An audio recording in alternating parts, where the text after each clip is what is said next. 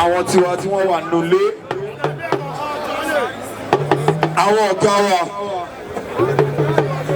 Ever Water kó máa bọ̀ bí torí tọ́lọ́run Ever Water ó kí number 1 kilo 1 kilo ta ló sọ pé kó pọ̀kàn ikú fọ́kó tó dọ̀la 1 kilo ọmọ ológo God bless you one day aloma ó ní pọ́pọ́ ẹ̀kọ́ bó ní sẹ́mi ẹ̀ Ṣáínà Akálà Ṣínà Akálà wa God bless you Ajayi Shema small but mighty àwọn eléyìí lọ́mọ bá ṣe nǹkan tí kò gbọ́dọ̀ ṣe ikú irúmọlẹ̀ kòómà ẹ̀yinjú Tàfàṣẹ́gò ikú irúmọlẹ̀ kòómà oníbàjẹ́ aláyé mi 6 kala 100 fáwọn eléyìí Ṣẹ́gun Tamak ìpà fáwọn ọmọ ológo àwọn aláyé ńlá táwọn eléyìí bá ti ń tẹ̀wé ẹ̀jẹ̀ ọ̀pọ̀ kọ̀ọ̀kan oníbàjẹ́ lágbára 1 kilo 1 kilo là ń jẹ ẹjọ nísìn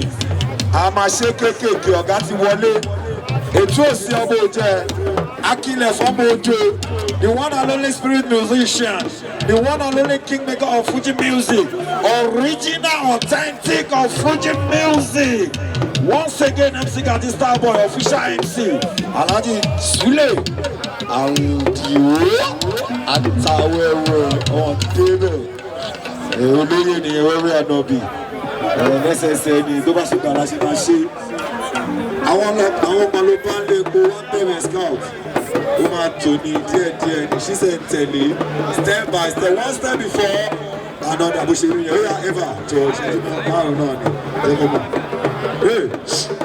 bàbá mi ní bàbá olóyè wẹ́wẹ́ àtàwẹ́ bàbá ni bàbá ni ọ̀gá tiwa ni bàbá tiwa àwọn tí tó tá a fa lù ú látọ̀dọ̀ àwọn olóyè wẹ́wẹ́ ẹ máa ta tó tọ́bí ìnáwó ìyá bẹ́ẹ̀ lọ sórí pé onímọ̀ ìjẹ́lára ẹ̀yìn tí tó tá a fa lù ebi ní ọmọ tí ó bá lè ṣiṣẹ́ ìyá ni ó jẹ́ ọmọ tó bá sọ̀lẹ̀ tó bá sọ̀lẹ̀ tó bá sọ̀lẹ̀ tó bá sọ̀lẹ̀. Àwọn tí tó ká fálù ó tó bàbá olóyè bàbá tiwa ètí ó sì ànájú àkọ́kọ́ ètí ó sì ọ̀pá òdìlé jẹ òun bàbá olóyè ọ̀gá ni tẹ́lẹ̀ tí ìtọ́gọ́ tí mo ti ń gbórúkọ bàbá olóyè wẹ́wẹ́ ẹ̀wọ̀n bàbá olóyè ọ̀gá kan ẹ bá tàbí ká òun yìí lọ́mọ yẹn ẹ̀yìn tí tó tábàlì.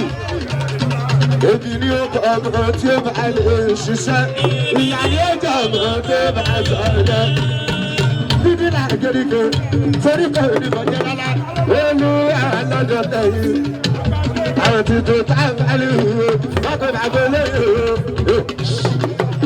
Ètò òsì ọba onílé jẹ bàbá tiwa, ọ̀gá tiwa, àní ìgbéyìí bò nílé.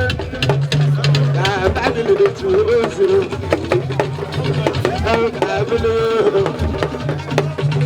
Olu awalode ayi. Gbogbo táyọ̀ padà wọlé, ayọ̀ orí sílẹ̀ ẹ̀yìn tí tó tábàlù. Ẹ̀yìn tí tó tábàlù. Fẹ́ẹ́dì àdínlẹ̀kọ́. Ìyá tó bẹ̀rẹ̀ ìgbàjọ́.